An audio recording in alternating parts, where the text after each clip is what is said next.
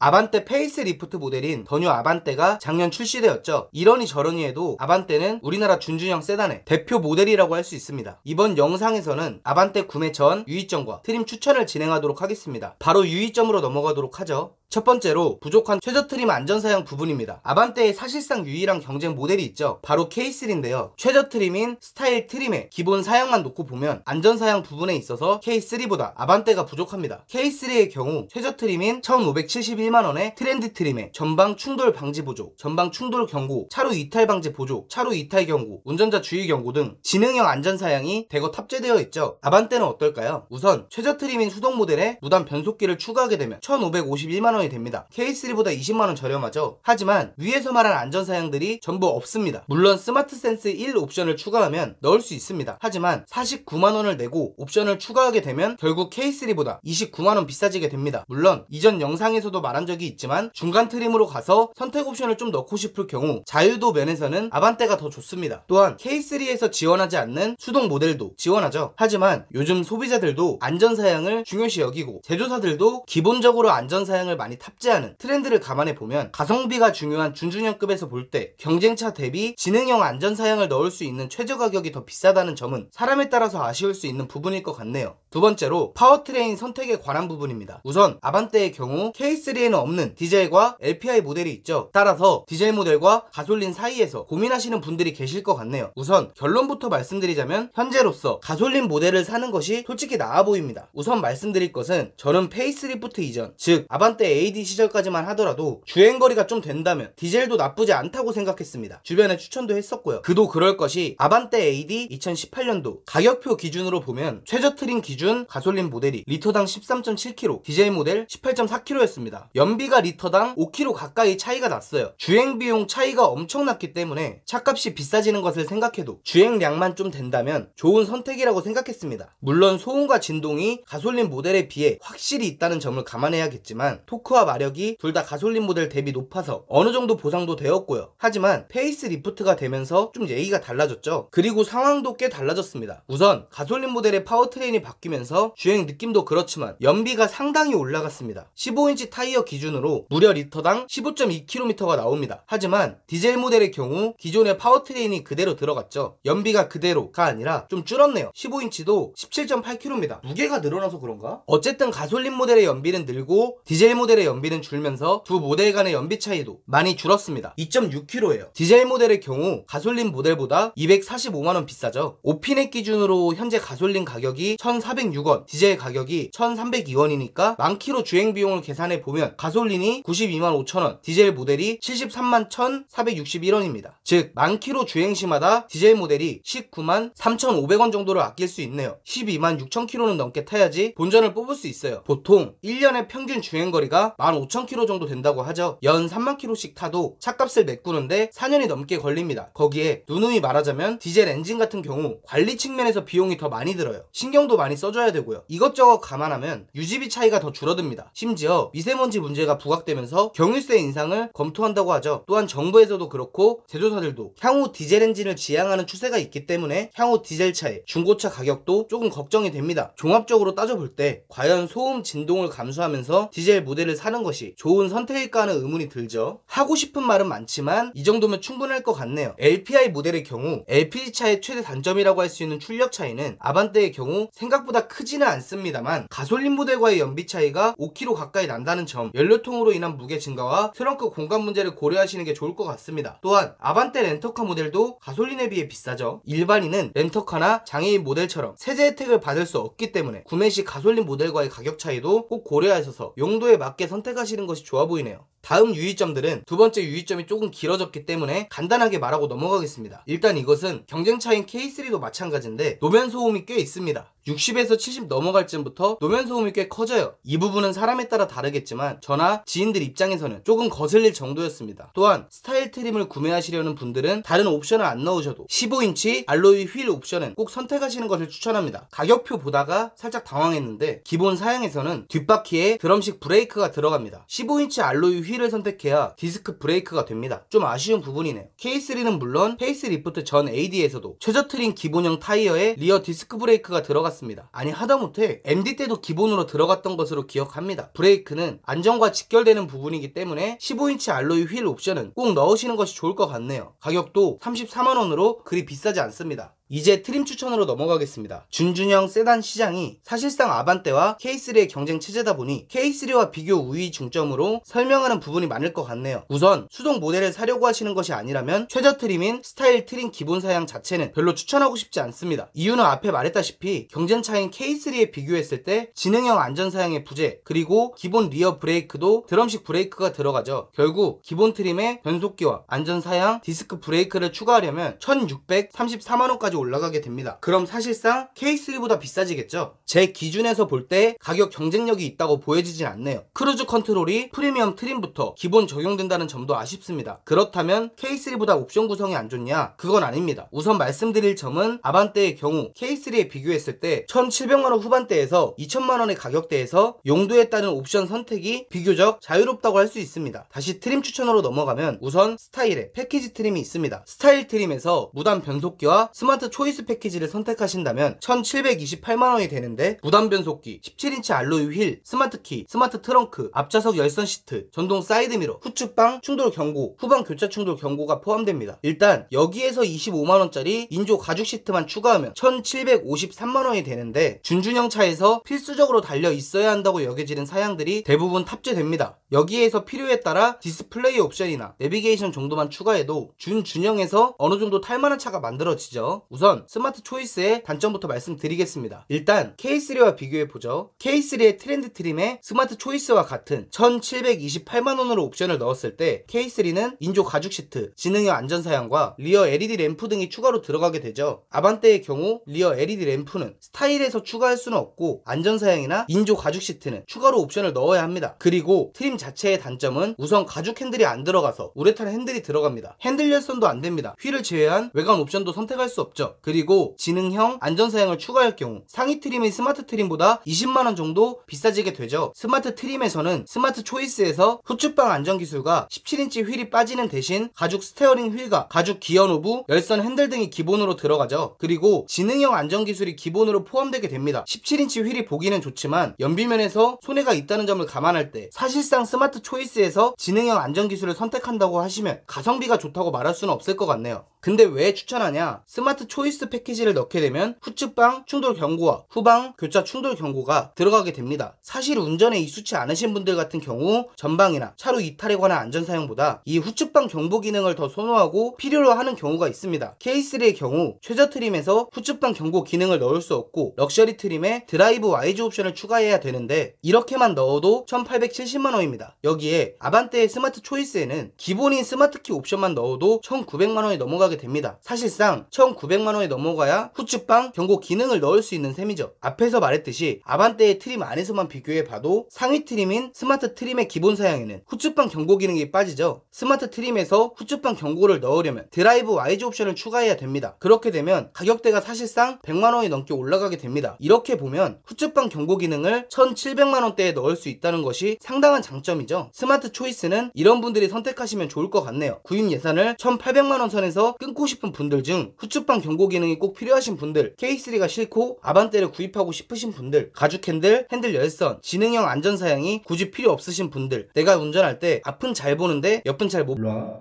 다음으로 스마트 트림으로 넘어가겠습니다. 1796만원이죠. 가장 많은 분들이 선택하실 것 같고 저도 가장 추천하는 트림입니다. 앞에서 말했듯이 스타일에 무단 변속기, 스마트 초이스 패키지를 추가하고 인조 가죽 시트, 가죽 열선 핸들, 가죽 기어 노브, 지능형 안전사양이 들어가는 정도로 생각하시면 될 듯 하네요. 단 17인치 휠 대신에 15인치 알로이 휠이 들어가고 후측방 경고 기능은 제외됩니다. 기능적으로 필요한 옵션들은 대부분 들어가게 되죠. K3와 비교해 봤을 때도 상당히 괜찮습니다. 같은 가격인 K3의 럭셔리 트림과 비교했을 때 일단 스마트 키가 기본 사양으로 들어가 있죠. 물론 K3 같은 경우에 앞좌석 통풍 시트가 기본 사양으로 들어가 있긴 하지만 사람에 따라 다르겠지만 저는 스마트 키가 더 필수적인 옵션이라고 생각되네요. 선택 옵션으로 가볼까요? K3의 경우 럭셔리 트림에서 썬루프를 램프를 선택할 수 없죠. 노블레스 트림까지는 가야 합니다. 그리고 전방주차 보조나 2열 에어벤트, 뒷좌석 암레스트, 2열 열선 등 뒷자리에 관련된 편의 사양들도 럭셔리에서 선택이 불가능합니다. 2천만원이 넘는 프레스티지 트림까진 가야 선택할 수 있어요. 그리고 K3는 전 트림에서 뒷좌석 폴딩이 불가능합니다. 하지만 아반떼는 스마트 트림에서도 방금 말한 것들을 모두 선택할 수 있어요. 따라서 스마트 트림이 K3와 비교했을 때 비교 우위를 가져갈 수 있는 트림이라고 생각됩니다. 특히 뒷좌석을 많이 쓰실 분들에게는 큰 장점이 되겠죠.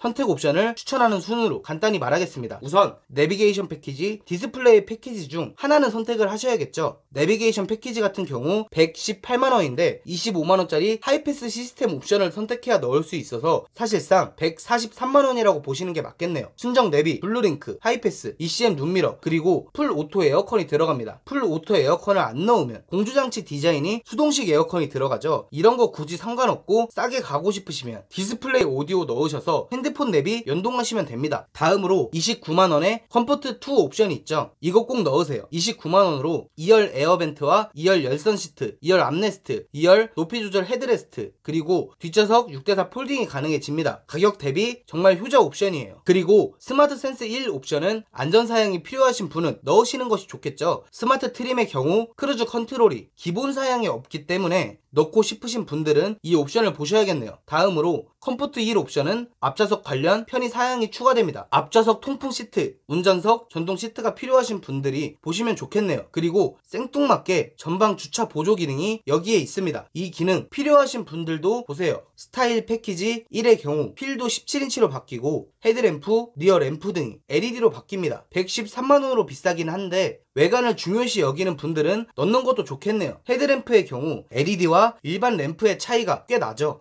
마지막으로 썬루프, 사실 파노라마도 아니고 가격도 44만원으로 저렴하기 때문에 한번 넣어보시는 것도 추천합니다만 개인의 취향에 따라 선택하시는 것이 좋겠죠. 트림 추천은 여기까지 하도록 하겠습니다. 노블레스의 경우 가격이 2200을 넘어가기 때문에 사정상 소나타까지 갈 수 없거나 풀옵션이 좋으신 분, 스마트에서 선택 옵션을 거의 다 넣으신 분, 인테리어 색상을 바꾸고 싶거나 천연 가죽 시트가 꼭 필요하신 분, 운전석 메모리 시트가 꼭 필요하신 분들이 보시면 될 것 같네요. 네, 파라오였습니다.